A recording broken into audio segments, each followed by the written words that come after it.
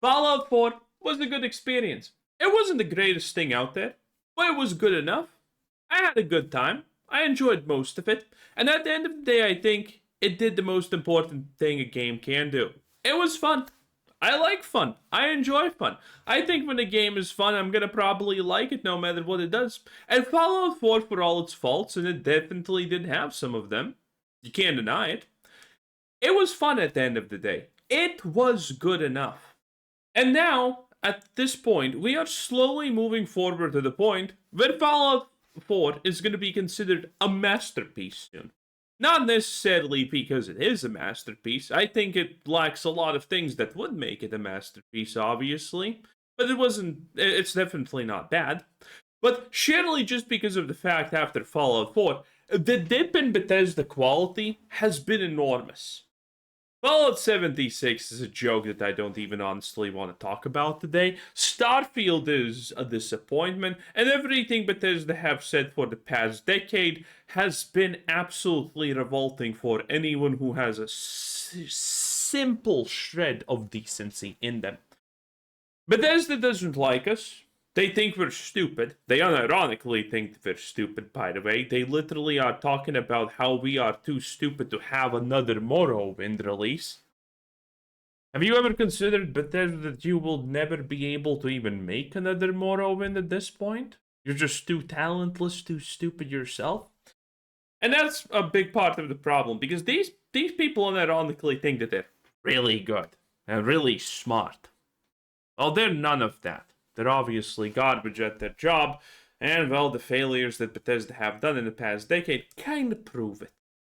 I've been hard on Fallout 4. I've called it a shallow RPG that stripped away the depth of earlier Bethesda titles, weak writing, overused Radiant quests, and locations that existed mostly as combat arenas. I argued it was a great exploration game, but a bad role-playing one. But here's the thing. Where Fallout 4 simplified old systems, it actually replaced them with something solid.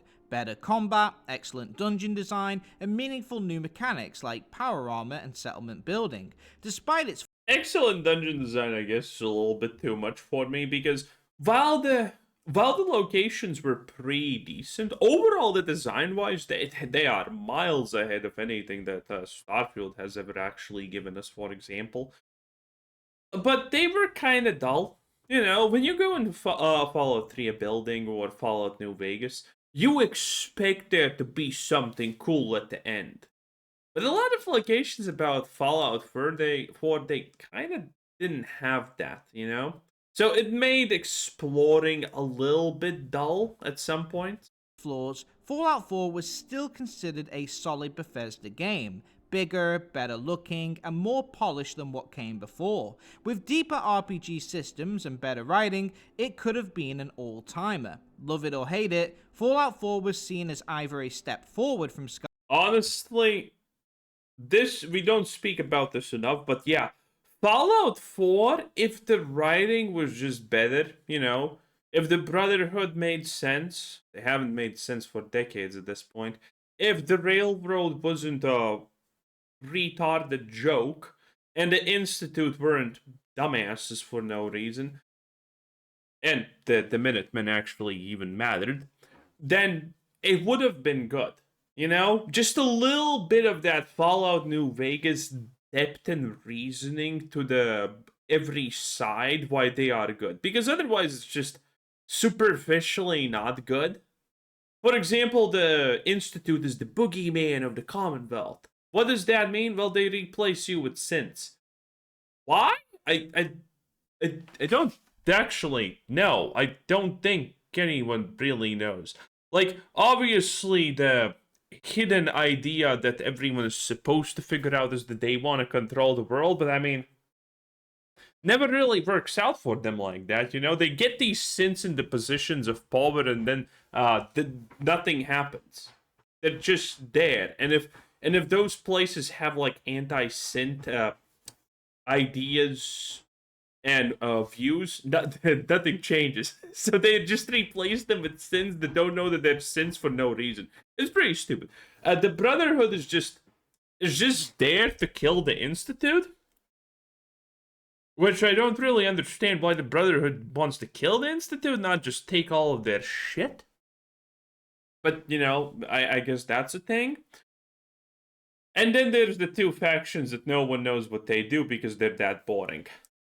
Skyrim, or at worst a sideways move, not a major step back. The same cannot be said of Starfield. Oh, no, I will say something about the railroad. But more slavery! But since slavery bad, don't you... No, slavery was pretty awesome, actually. Anyway, just a joke, YouTube. Don't ban me. The game has been criticized. I don't think the problem has been emphasized enough, and that's what this video is about. You may not love Fallout 4, but by the end of this video, it's going to look like a masterpiece compared to Bethesda's follow-up. And it's not just my opinion or nostalgia, I've brought the numbers to back this claim. Here's some stats I want you to keep in mind as we compare the two games. Fallout 4 took 4 years to make, with about 100 people and a $150 million budget. Starfield took 8 years. By the way, again, I just want to make point about people this. And a 4 years of development time, 150 million budget. Fallout 4 came out a decade ago. And you're gonna tell me that modern games in companies with literal staff from starting from 500 to 2,000 take only 100 million to make nowadays?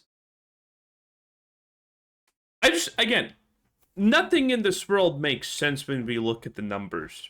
Again, it's not even close. Every modern day AAA title is at the bare minimum 300 million big. Some go up to 600 million easily. Not Ghost of Fiote, I'm sorry. That one probably is like 300 million, or up to 350-ish million. But, things like, what was the last crap thing that they made? Oh, yeah. Assassin's Creed Shadows, that one. $150 million budget. Starfield took 8 years, around 500 people, and 400 million.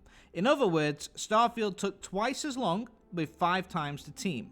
Keep those figures in your head and let's get into the video. And if you're new here, please consider subscribing. Did they officially disclose that that's how much Starfield costed? Because this is my first time in 300 Starfield bad videos actually hearing about this. And by the way, I don't count Starfield bad and Bethesda bad in the same batch, so you're looking at a master.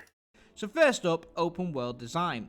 Fallout 4's map was entirely handcrafted, with distinct regions like cityscapes, swamp marshes, the glowing sea, and plenty of other varied areas to explore. Across this map, Fallout 4 had around 250 points of interest, towns, dungeons, landmarks, and it rarely reused assets. Compare that to Skyrim, which came out just 4 years earlier. It had around 200 locations, but many were recycled. Standing stones, Druga crypts, forts, they all look very similar. No disrespect to Skyrim, it's one of the greatest open world games, but asset... You know what? Actually, true. A lot of locations are recycled. But then again, Skyrim is a medieval fantasy game, technically. So I kind of expect a lot of stuff to look the same because it makes sense. In Fallout 4, that's a little bit different. Limitations meant a lot of repetition. Fallout 4 improved on this aspect by making each location feel distinct. The result was a massive map that begged to be explored. Every few minutes there was something new to discover, rewarding players for checking every nook and cranny. Exploration always felt worthwhile because you knew you'd find something different. Since Morrowind, Bethesda has followed the same handcrafted open world formula, improving with each new release, at least in terms of scale and content. Oblivion had more than Morrowind, Skyrim more than Oblivion, and Fallout 4 more than Skyrim. Each game built on the last, bigger, more detailed, and richer, proving that the handcrafted world had been their model for over a decade. Many expected Starfield to follow the same formula, but Bethesda changed course. Instead of one large handcrafted world, the game went procedural, over 1,000 planets to explore. When arriving on any planet, the game would automatically generate a large grid with plants, minerals, and landmarks and dungeons randomly placed. They hoped that they could give players 1,000 Skyrim You know what's the irony of because he's completely right. A large grid. The fact that when you figure out it's empty, there's a difference in emptiness when something is small and emptiness when something is large. Like the fact that you're supposed to be on a planet, or that's at least the illusion that they want to sell you, right? And you only have 3 locations, and they're all the same to explore in Starfield. And there's like 3 minutes of walking distance between them. Makes the makes the world just feel so much worse, so much more dead, so much fake. If you cram this in a smaller map, like a canyon, suddenly it feels a lot better, even though it's still slop. But at least the world feels better because you're in a canyon, right? Huge, very minor difference theoretically, but huge emotional impact for the player. Randomly placed. They hoped that they could give players 1,000 Skyrim's worth of content, but the computer would have to do a lot of the heavy lifting. Due to that lack of human touch, the generated grids didn't feel like real worlds, but more like an AI's interpretation of what one would be. Every area felt bland, flat, and artificial. Now, granted, to defend Bethesda here a little bit, they did try this in Shattered Space, and people said, well, the 5 people who played the expansion literally said, yeah, the RNG generated AI locations were better than the new handcrafted ones because that felt worse. That's actually the consensus of the absolute majority of people who played Shattered Space, by the way. Because Shattered Space is handcrafted. They didn't feel like real worlds, they just looked like giant open fields. While Fallout 4 packed content into every few yards, Starfield scattered locations so far apart that it could take 10 minutes just to reach the next one. In previous Bethesda titles, it wasn't usually about the destination, it was about the journey on the way. The player would pass by forgotten ruins, caves that begged to be explored, and random NPC events that demanded. You know, I'm never gonna get a Skyrim 2, or the quality or love that the game experiences. It's because I think no one is addressing one of the greatest things about Skyrim, which I also did not even ever consider or think about until I played Tainted Grail: The Fall of Avalon, which is an amazing game, by the way. You should check it out. It has an expansion even. Tainted Grail: The Fall of Avalon is a extremely skillfully crafted map. They have way less budget, way less everything than Bethesda, so that map is smaller. So they use a lot of tricks to fit in a shit ton of actual things. And while they do a very good job in fitting a lot of things in very, very small spaces, you can feel that there needs to be a little bit of distance between them still, because you know that if you go that direction, you're gonna miss something that's right around the corner there, because that's just the design flaw that they can't really remedy, because the maps are smaller. In Skyrim, that was not a problem. Skyrim had the perfect spacing between locations, points of interest, and you just walking around and looking left to right to see if anything's there. And no one talks about it. No one brings this up. I think that is like a hidden thing that made Skyrim actually so enjoyable to explore and whatnot. The spacing between things. And considering no one seemingly is ever talking about it, or maybe I'm just crazy, who knows?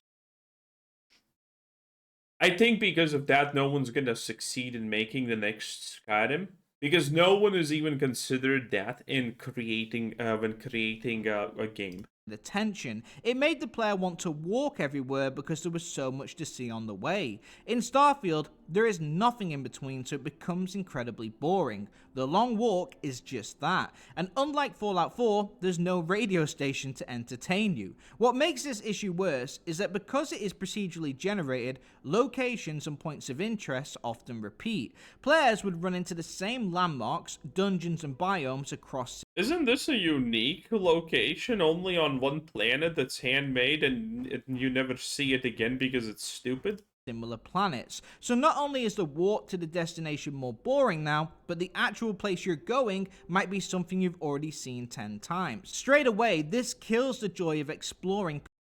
You also know what kills the joy of exploring? Fucking places like this that don't make sense, okay? Bethesda lacks. In Fallout 4, the fact that the guns were abysmal monsters of what they should be was kind of hilarious. But the longer it goes, it's seemingly the more Bethesda loses touch on reality. For example, this. Why the hell are you doing some kind of Victorian era England medieval bullshit? In the old days, houses used to do this because no one could own air, so, to create more space, houses were built like this, and then they had these protrusions to give them more space. Like, you're in the future, you don't fucking need to do that. Like, this just makes building it unreasonably more complex and unnecessary and costly. Like, why would you do this? Might be something you've already seen 10 times. Straight away, this kills the joy of exploring previous Bethesda titles. In any previous game, you were guaranteed a new experience everywhere you went, so you wanted to clear the map. Here, it's the opposite, and you will often run into repeats. All of those features that make a Bethesda world worth exploring, the core experience, is entirely missing in Starfield. Despite each prior game improving on the open world formula, at least in terms of content and scale, Starfield abandons it entirely, and not for a good reason. Most players didn't enjoy it, and most would agree, not only is Fallout 4's open world far better, but you could argue every Bethesda open world before it's better too. It's a clear step backward, but it gets worse. Another area Bethesda clearly improved in with each release was their dungeon design. In Oblivion, dungeons were procedurally generated, and then one staff member would tweak them slightly. The result? Every dungeon looked the same, layouts were incoherent, and they lacked personality. Oblivion is strong in a lot of areas, but dungeon design was not one of them. Around this time, they hired level designers who would handcraft each dungeon going forward. Fallout 3 had more variety, Skyrim even more, and Fallout 4 was incredible in this department. In Skyrim, each dungeon had Wait, is this a location? I have never been there. department.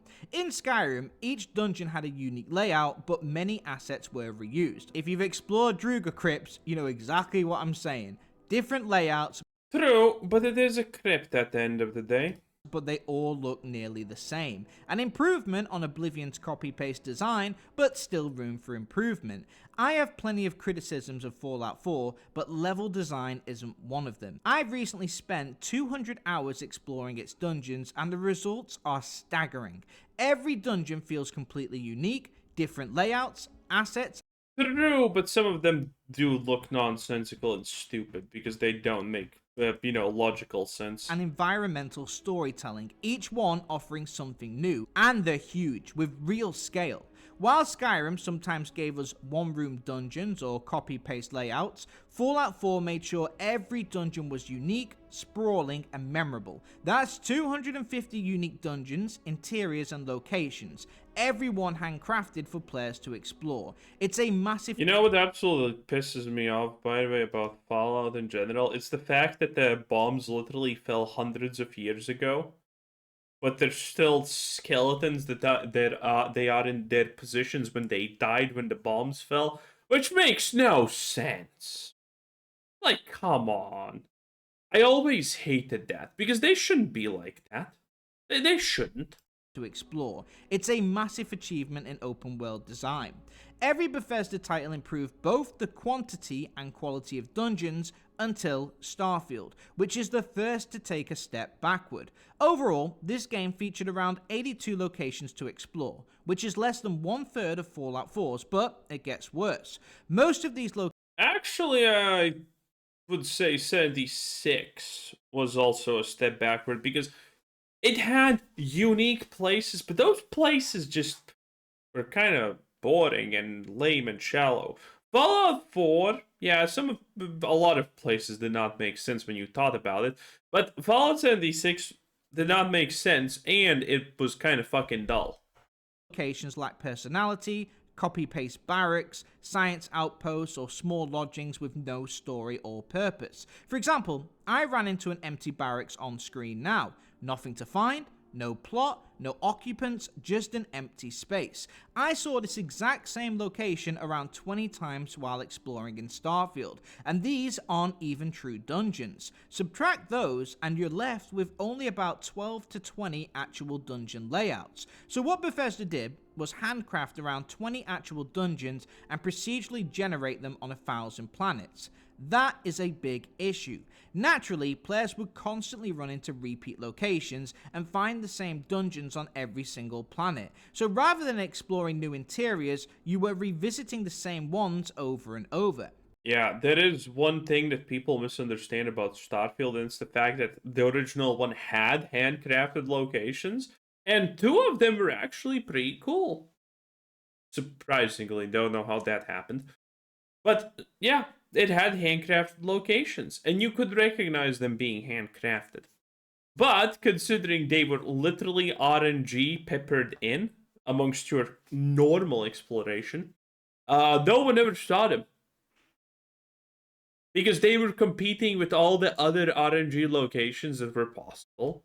So most people, if someone doesn't have like 40 hours in Starfield, they haven't even seen these handcrafted RNG locations. They're that rare. To put it simply, every Bethesda game added more dungeons and improved quality with each release. Yet somehow, Starfield, with 1,000 planets, cut that number drastically. Make that make sense. Add to that, the dungeons were incredibly bland with generic enemies. Fallout 4 had a hospital that had been converted to a raider city, a state house infested with mirelurks, and subways infested with ghouls. Starfield has space stations with spacers. This showcases a huge drop-off in quantity, quality, and variety. Remember, 5 times the staff and twice the development time. Let's keep the stats rolling. Fallout 4 had over 100 unique weapons, from plasma and... Well, it does take a long time to create body type A and body type B, so and the pronouns menu. So forgiven. Laser rifles, to melee weapons, missile launchers, and even the Fat Man mini nuke. Starfield has around 50 with far less diversity. Fallout 4 features over 77 unique enemy types, including raiders, super mutants, feral ghouls, deathclaws, mirelurks, and synths. Starfield boils down to 3 enemy types: humans, robots, and aliens. Most humans and robots look identical, while aliens are procedurally generated but all share similar animations. And they're boring, my god. The fact that there's actually a bunch of different wildlife and every time you encounter it you're just annoyed is insane. No matter which dungeon you go in, you'll often run into the same type of enemies, which gets tiresome after a while. Fallout 4 featured 191 handwritten side quests with plot lines that sometimes last for hours. Despite having a larger world, Starfield features far less side quest stories and mainly relies on Radiant quest design, where the computer generates a repetitive task. Although Fallout 4 leaned heavily on Radiant quest design, it still had plenty of well-written quests to balance. Remember, Fallout 5 is gonna be 600 hours worth of gameplay. How are they gonna do it?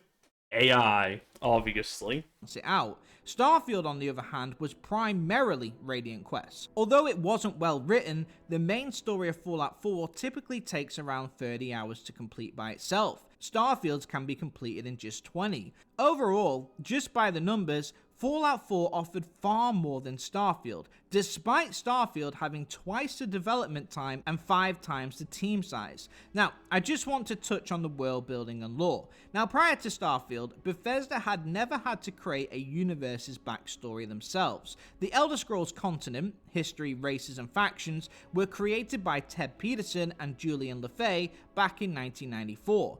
Fallout's world and lore came from Tim Kaine and Leonard Bialski in 1997. That rich history meant Bethesda didn't have to invent and Tim Kaine completely forsake all of it just so he can work in the industry again. Interesting locations or people from scratch. The world itself carried the games, even when the stories were weak. Fallout had factions like the Brotherhood of Steel and the Enclave, races like super mutants and ghouls. Elder Scrolls had factions like the Fighters Guild and Dark Brotherhood, 10 races including Argonians and Khajiits. Starfield, on the other hand, was Bethesda's first real attempt at building lore from scratch, and it shows. With 1,000 planets, humans are the only sentient species. In terms of factions, we got space cowboys and space pirates, a security company, corporations, and moon farmers with southern accents.